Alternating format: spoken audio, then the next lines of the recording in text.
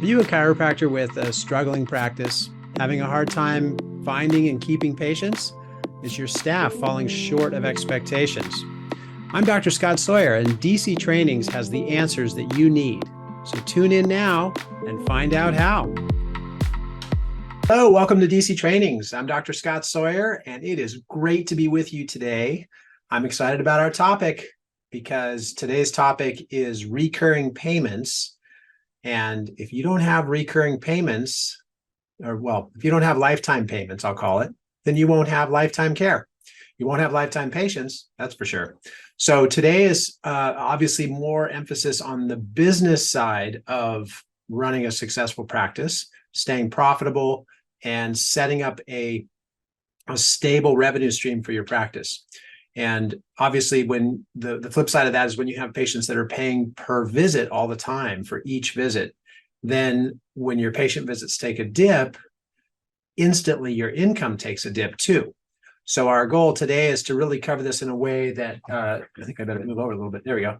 In a way that you can stabilize your income and protect that threshold that you want to be at for keeping those payments up and keeping your patients' visits up, but really that stable threshold. So today is a really good topic. I do want to start off with a quote from one of my favorite books, which is called As a Man Thinketh by Dr. B.J. Palmer, written many, many years ago or many moons ago. And in this quote, because I know we're all busy running our practices, but in this quote, he says, "Success is not made by lying awake at night, but in keeping awake in the daytime." Success is not made by lying awake at night, but in keeping awake in the daytime. So I just thought that would be a great way to kick off our webinar today. And I also want to just a shout out. I know I've sent this email out to you, and we're building up quite a following with our regular weekly emails that go out with sort of a newsletter and a reminder about the webinar and a reminder about the upcoming seminar. So hopefully you're getting those. If you're not, definitely let me know, but you should be. And the fact that you're getting them obviously keeps us connected. So in those emails, if there's anything that you want me to dive deeper into, or if there's anything that you want me to elaborate on, just let me know. And we're pretty excited to get those out. I've been getting great feedback already. So keep an eye on those for those emails in your inbox. All right, so let's get right into this. Let me share my screen and show you the tools that you'll need for a successful recurring payment schedule. Now, just as a reminder, that our next seminar, which is coming up in just a month, is our next module, I should say, which is module 6, which is goals and marketing. We'll kick that off in November. That won't be a live seminar. That's actually going to be, we're just going to launch the module and go straight into the 8 weeks of that module. But then in January, we'll have our next live seminar. So I do expect to see you all in person. It'll be great to come out to California and enjoy the beautiful weather, and also to have some camaraderie and some connection. So I'll get those dates up on the website pretty soon. They're not actually in there yet. I was waiting for a meeting coming up this month before I schedule those. So watch for that on the website. But keep that in mind that we'll launch into module 6 of November, and that'll be goals and marketing. For today, we're going to continue with our process of going through lifetime care, right? We cover all these sections in lifetime care, and this being an important one, as it says on the screen, with recurring payments, with the report of findings delivered correctly, financial arrangements are only arranged once per year, right? So in the last module on financial arrangements, we talked about the importance of having the financial arrangements set up in a way that sort of perpetuates those recurring monthly payments. I'll just share a quick little story, just because I'm in full-time practice, just like you. And yesterday I had a patient come in, and at first glance, this was for a report of findings. My CA delivered the report of findings, and she came out of there and she said, this patient is not going to start care today. They're going to get adjusted, but they're not going to set up their care plan. And in the thick of the report of findings, when you're delivering these findings, you're explaining the results, you're explaining the doctor's recommendations, and you're going over financial arrangements. It can, things can just sort of bounce around quite a bit. And I think what happened was, in that conversation, The patient didn't really grasp what was possible with their recurring payments. So they saw the number that was being presented to them for their monthly payments and immediately decided that that was out of their budget. And so they said, no, I'm going to have to think about it. And they sort of held firm on that. And so my CA came out of the report of findings and said, this patient's not going to start care today, but they are going to get adjusted. And then they're going to go home, and we'll probably set up a follow-up appointment to see if they want to start later. So I went back and I adjusted the patient. And after I gave the patient their first adjustment and we got a great start, and I asked them, was that something you're comfortable with? Would you be comfortable having that on an ongoing basis? My sense is you want to get the care that you need for your condition, but just want to make sure that that was comfortable. And she said, yeah, that was perfectly comfortable. That was great. I wish I could actually afford this care. And so then I said, it doesn't have to be an all or nothing. And doctors, you might want to write that down, because that phrase all or nothing is sort of a way to just slide right into, let's work out something that fits your budget. But it's a nice way of saying it doesn't have to be an all or nothing, because historically, the respect that came with your doctor telling you, this is the findings, this is what you have to do. Historically, there was no questioning your doctor. If you think back, many, many years ago, probably many decades ago. But nowadays, that whole mind shift has changed. And I think it's a great thing, because in many cases, if a doctor were to tell you, you should take this prescription drug for the rest of your life, historically, you as a patient would just say, okay, I guess I have to do that.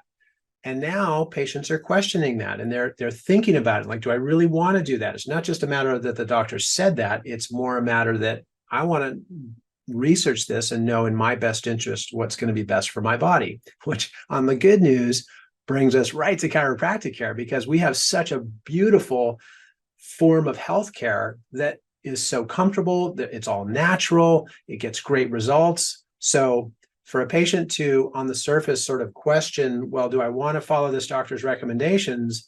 The good news is it's not about putting harmful chemicals in their body or getting surgery that they don't need.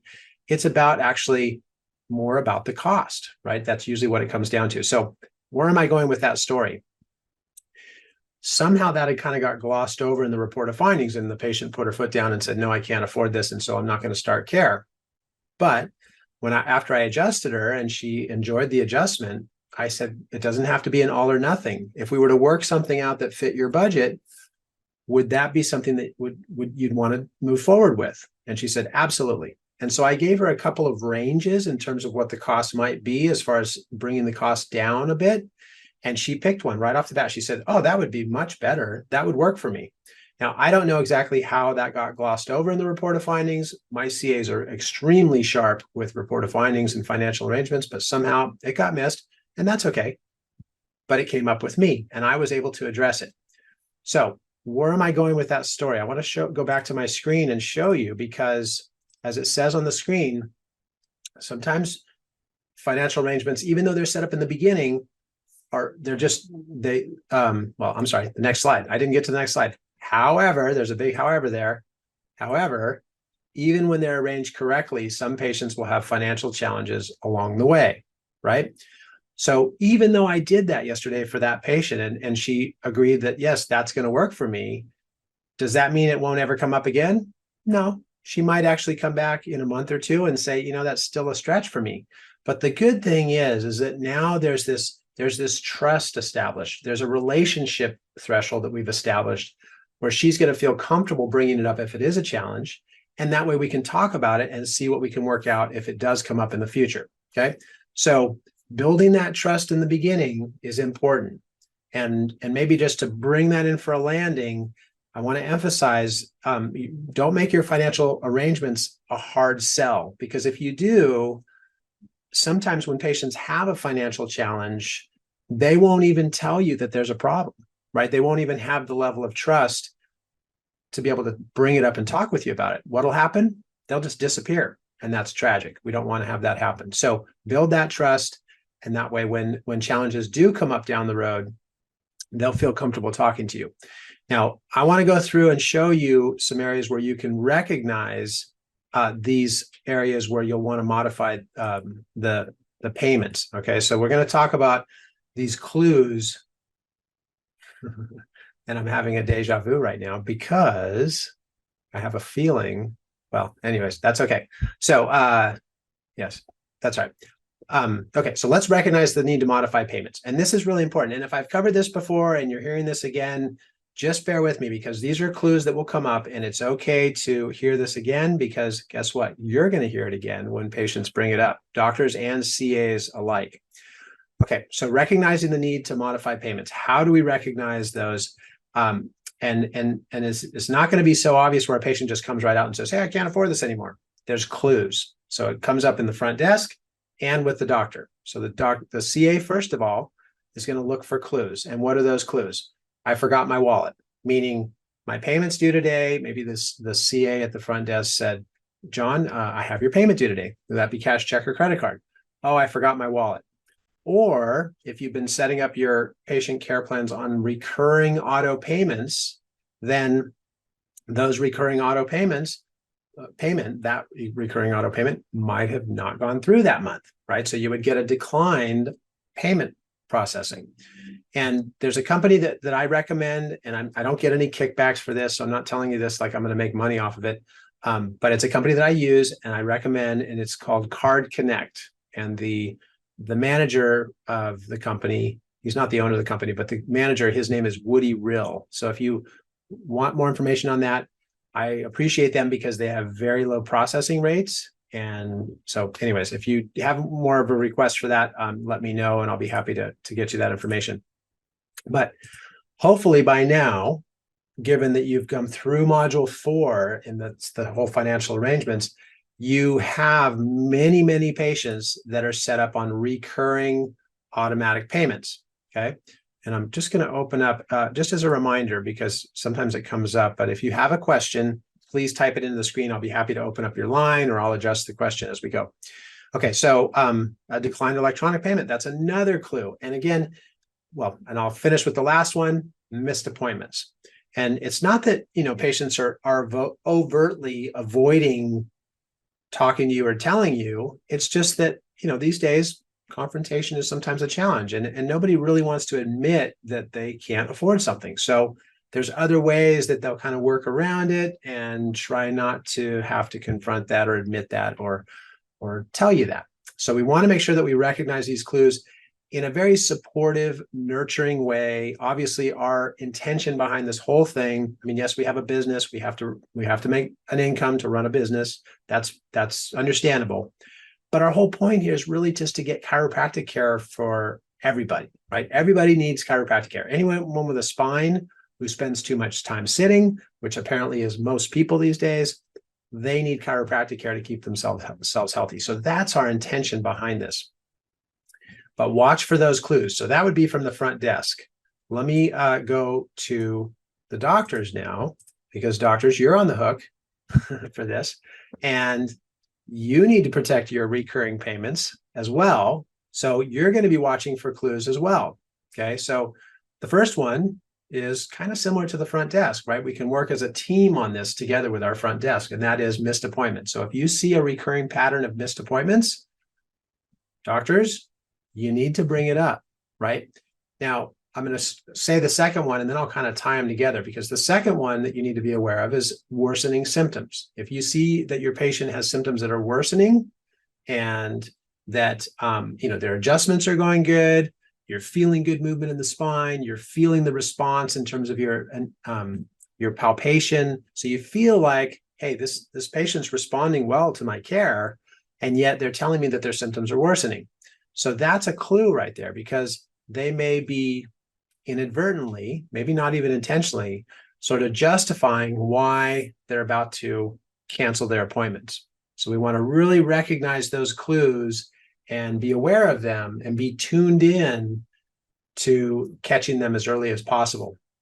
I'll just mention something that came up in our staff meeting recently, and that is that these days, just with communication and technology and general social trends, I'm going to ask this as a rhetorical question. If you have a patient who has an appointment and they miss their appointment, and you're trying to get a hold of them to reschedule that appointment, How easy is it to get in touch with your patient? And for those of you who are in active practice, CAs and doctors alike, you know where I'm going with this, right? The trend now is not one where people answer the phone, right? In fact, my CA right in the middle of the meeting, she even brought it up. She said, I can relate to that because I don't answer my phone. I mean, if someone calls me and I see my phone ringing or I hear my phone ringing, I'll look and see who it is. And if I don't recognize the name or the number, I don't even answer it. So since that, and I can't blame her because that's just the trend. So how do we get in touch with our patients? Well, the time to get in touch with them is when you're in touch with them, literally, right? When they're either standing at the front desk or they're on the table, that's when we need to get a hold of them. Because if you don't get a hold of them, it's going to be very difficult to get a hold of them through our channels that we've used in the past. So just make sure that you use the time that you have wisely and use the connection that you have when you have it to make sure that that you stay in touch with your patients. If something like this is brewing up, at least they're there with you. You can communicate with them, and in this way, you'll protect your recurring payments.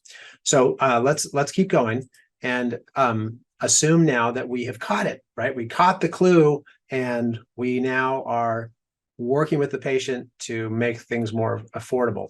So yeah, I guess, well, I had a little tangent, but I'm going to come back to that in a slide in just a minute. But we've identified the problem, right? And now we're going to look at how to handle the problem. How do we handle this? Okay, so let's first of all say that this is actually going to be addressed through the doctor and the CAs. So just like I showed you, the clues that the CA is going to recognize and the clues that the doctor recognizes, whoever catches it, that's who needs to work with the patient as much as possible.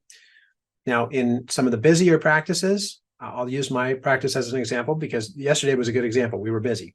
So when I have a patient who needs to modify their payments, like the woman yesterday, I catch the clue, right? So there, let me do it this way. So there's the clue, right? I spot the clue, whatever it is: worsening symptoms, missed appointments, decline payment. Although I don't usually see that on the adjusting side, but I catch one of the clues. Now, because of how busy it is, because I mean, we saw well over 150 patients yesterday. It was a busy day. I can say, let's actually, and I'll use the example with the woman I'm talking about with the report of findings. So I walked her up to the front and I'm sorry, it's not the best example because I actually just picked a number off the top of my head and she said, that works great. And we did it, that we moved forward. But let's say that I'm really busy and I don't have time to address that right then. Well, I don't want the patient to leave because if we don't resolve this now and they leave, they may never come back. And then I can't get a hold of them and they're gone. So I want to address it now. So what works really well, doctors, is if we have it set up to where our front desk knows that if I come walking up with a patient and I say, Mary needs help with her payment, that your team is well trained enough so that they can pick up the baton and run with it and work out new payment modifications for that patient. So make sure you're working together as a team when it does come up. Okay, so it's conducted by both doctors or CAs, depending on how you want to work with that. And here's how we're going to do it. Now, we can offer these solutions. So the first thing I'll say is if you don't have a lot of patients that are set up on electronic funds transfers, EFT, that's the first bullet there, that you should definitely look into doing that. We offer a 10% discount on the payment amount if the patient enrolls in automatic fund transfers, EFTs. And that way the payment just goes through automatically so that if and it kind of gets separated from their care and goes under the radar this way. So in that regard, it's nice to know that those payments are just going through automatically, and then you can just focus on the patient's care, give the best adjustments, make sure they get the best results. If they miss an appointment, get it rescheduled as soon as possible, keep them on the course of their care. Number two is that we can modify the payment amount or the frequency, right? So we could actually, and I showed you that more in the last seminar under the modified care plans, which was in the financial arrangements series. So there's more details there if you want to go back and get that. So here I'm just kind of giving you the cliff notes, but we could modify the payment amount. We could also modify the frequency of their adjustments, right? So let's say that they can only afford half the payment. Well, maybe we drop their visits in half. And then we stretch their care plan out a little longer, right? So that they still get the visits that they need, but they're just doing it over a longer period of time. So that would be another way to go. And then the last part here, I want to make sure that you follow up for long-term retention. So know that if you're going to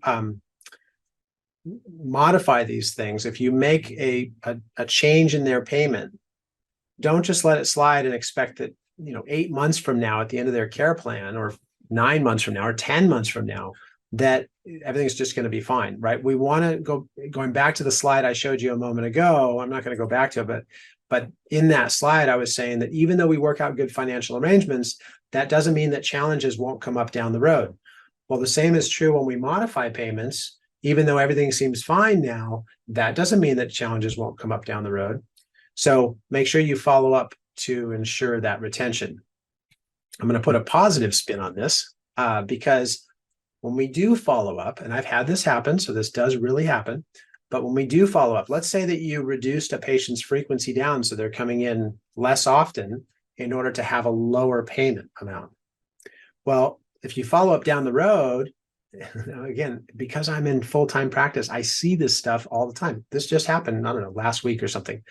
But I followed up with a woman who I had changed her payment, or my CA changed her payment, and I followed up with her just to see if everything was okay. Well, we had reduced the frequency of her adjustments, and she wasn't okay with that anymore. So when I followed up with her, and this was probably a month or two later, and I said, how's your schedule? Are you okay with the payment amounts that we worked out? How's your schedule? She said, you know what? It's not worth it. This isn't working. I want to go back to my former schedule and I'll pay the former amount. So how's that for a switch, right? So that's an incentive to follow up, and she's doing great. She actually, she was dropping down to, let's see, once a week, I think, once a week. And she said, that's not good enough. I'm not stable yet, or whatever, where I want to be. And she bumped it right back up to 3 times a week and resumed her normal full payments. Okay. So that can come up too. So another good reason to follow up for long-term retention, because it maximizes your results. And it may be that they actually want to go back to that former payment when they realize that they didn't like coming in less often and it wasn't working so well. So that's just another example for you. Now let's keep going. And because on the screen, the last part is to create that new care plan. And obviously that's what comes from doing these payment modifications, is that it can create a new care plan and then you're set and going forward. Now, just to kind of bring that last part to a close there, going forward means completing the full care plan.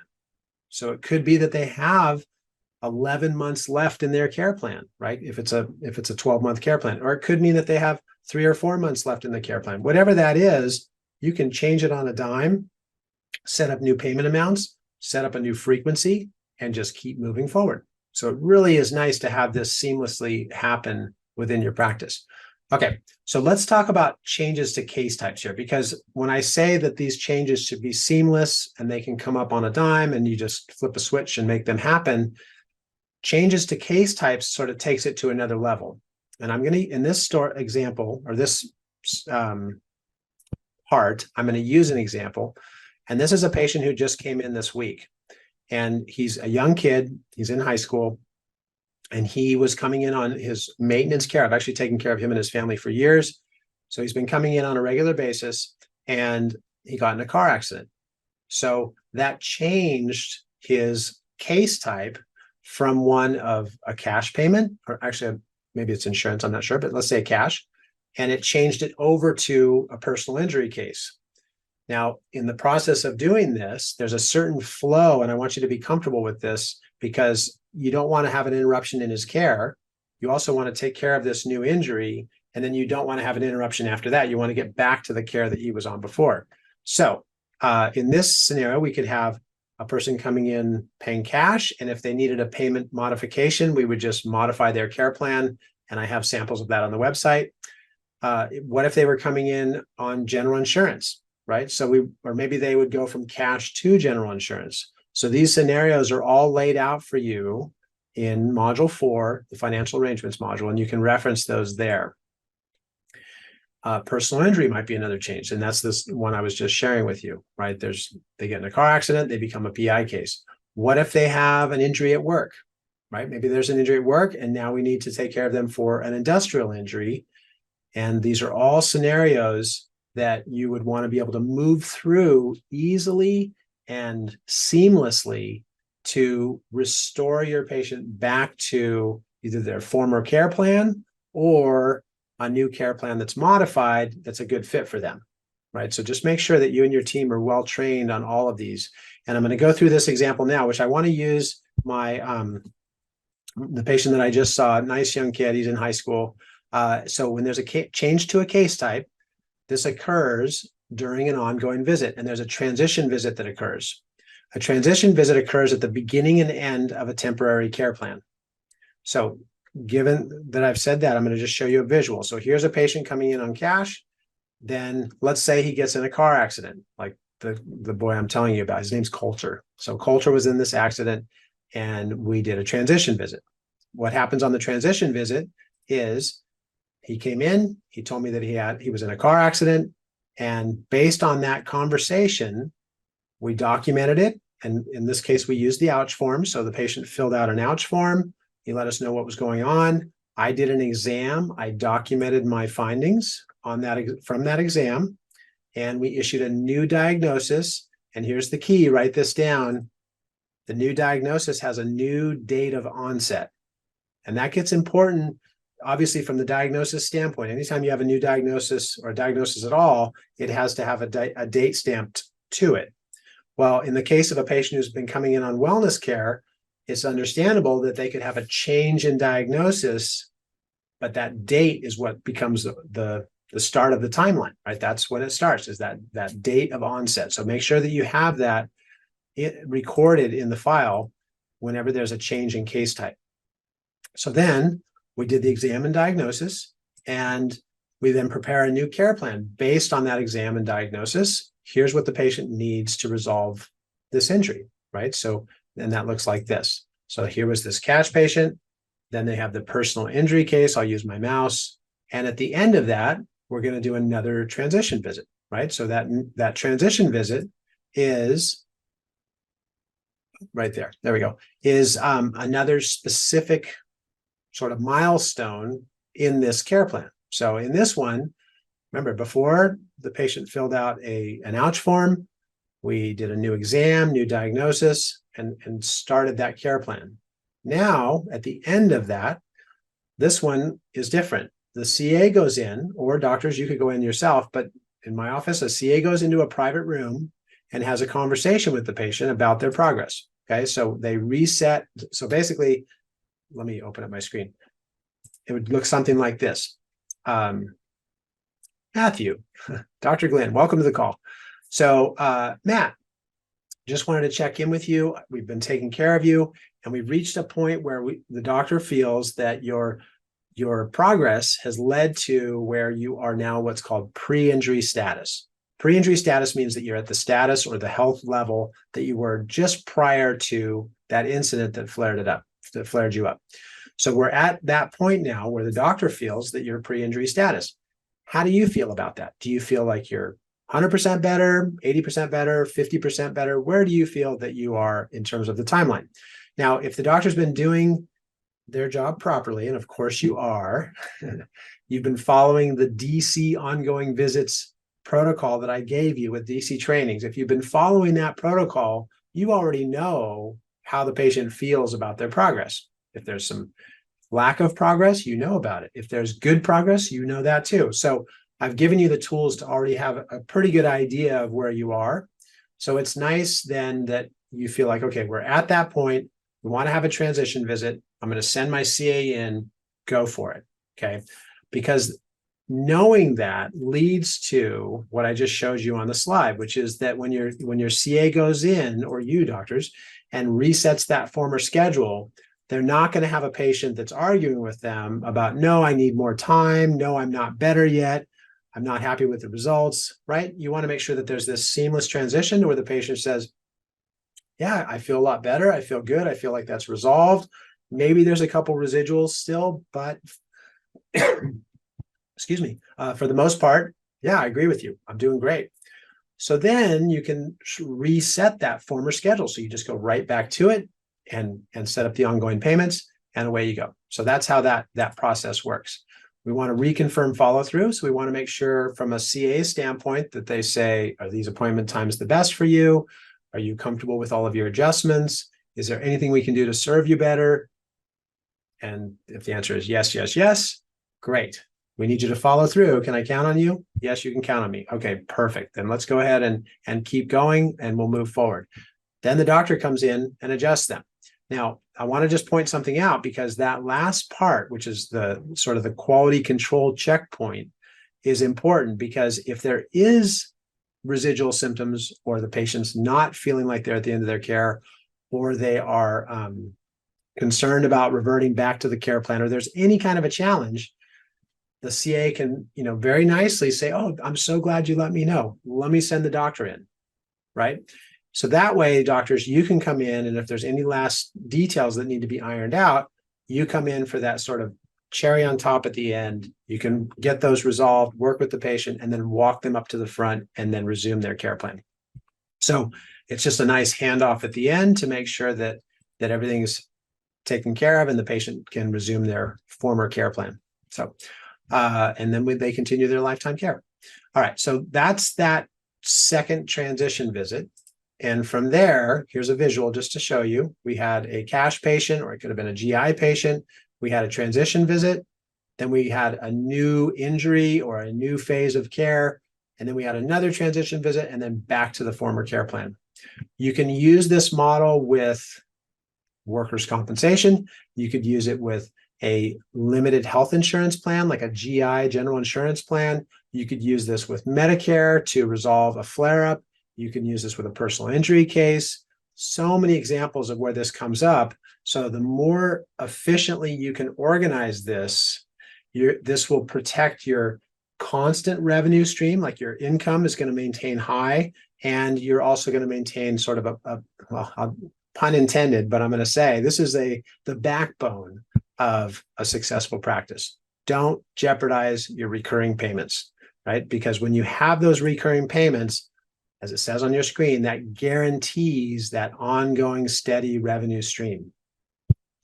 And from here, you can set your goals, right? If you know that you have that ongoing revenue stream, what do you want? What's your goal? What do you want to have coming in on a daily basis, on a weekly basis, on a monthly basis, on a yearly basis, right? I mean, is your goal, here we are coming in to the fourth quarter of 23, what's your goal for this year?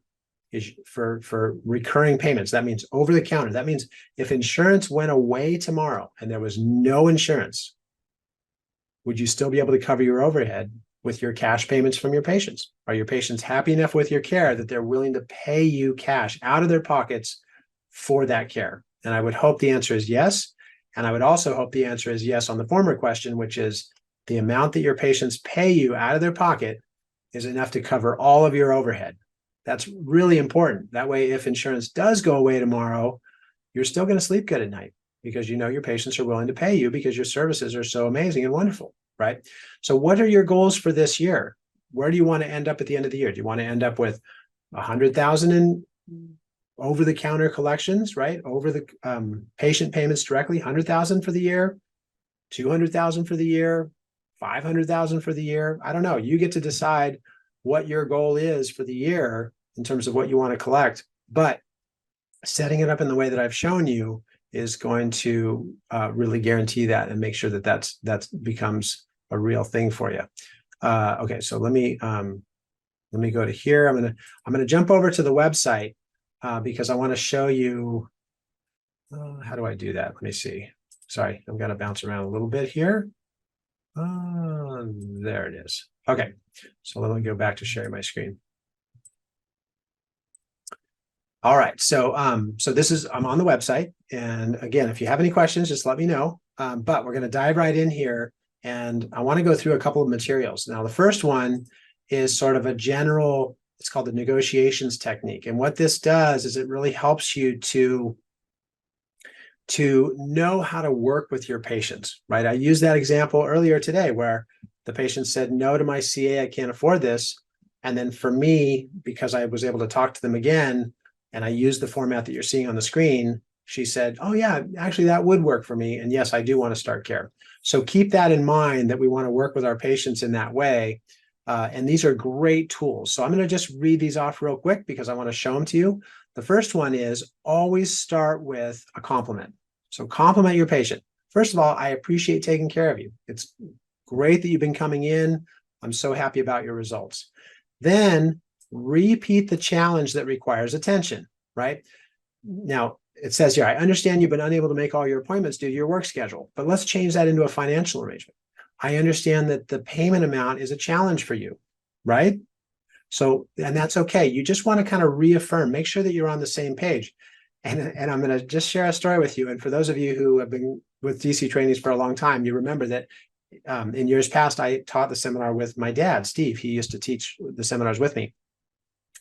And he had a phrase that he called the yeah, but guy, because he used to be in sales and he sold other things, but he used to be in sales. And so when I say this part of this sequence, it really rings true with what he had taught in one of our seminars, which is if you don't get that real reason out, then you'll have the patient saying, well, okay, yeah, but what about this problem? I can't do that. Or yeah, but what about that? I can't do that. Or yeah, but, and they become the yeah, but guy or gal, whichever, but they just keep saying, yeah, but, and then coming up with another excuse or reason or, objection, so to speak, in terms of why they can't start care. They can't afford the cost. They can't do this in order to get the care that they need. So we want to make sure that we really drill in on what is the real reason here. And that's why you want to repeat it.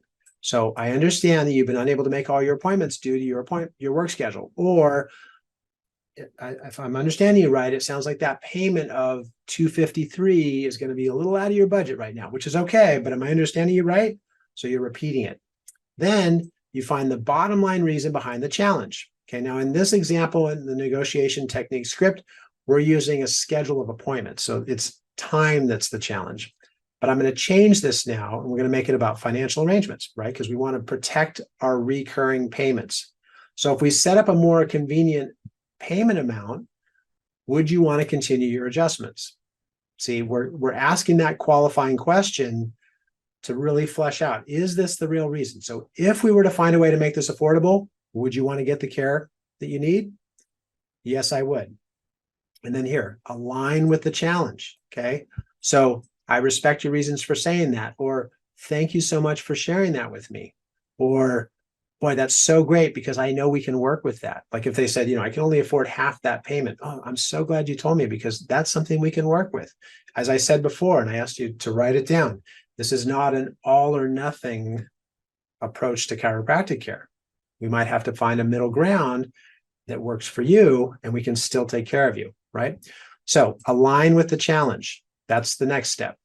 Then reframe the challenge into a question to shift the focus away from the objections. So it says here, in spite of these concerns, isn't the real reason whether you'll get the results you want? I'm sorry.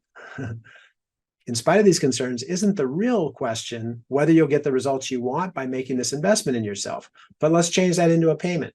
Now, I understand that's a stretch for your budget, but isn't the real issue here these health challenges that you've been having? I mean, if we could find a way to make it affordable for you to get results, you could put these challenges behind you and you wouldn't have these health problems anymore. Wouldn't that be great? Right? So we're keeping the focus on their condition, on their challenges, and shifting it away from this is all just about the money.